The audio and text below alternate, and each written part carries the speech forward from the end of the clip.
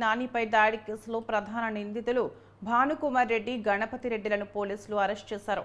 వీరితో పాటు దాడిలో పాల్గొన్నట్టుగా భావిస్తున్న మరో 11 మందిని కూడా అరెస్టు చేశారు.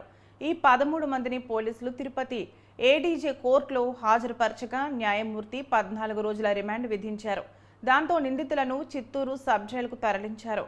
పోలింగ్ ముగిసిన అనంతరం ఈ నెల 14న పులివర్తి నాని తిరుపతి పద్మావతి మహిళా యూనివర్సిటీలోని ఈవీఎం స్ట్రాంగ్ రూమ్ పరిశీలనకు వెళ్లారు.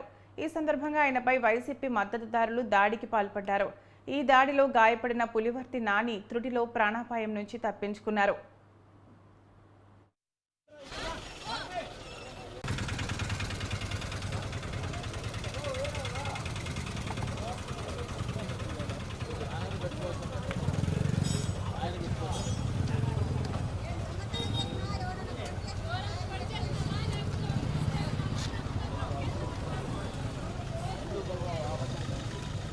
అన్నా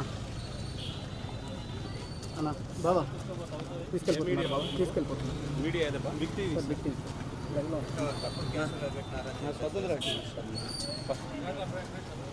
ఎస్ఐ గారు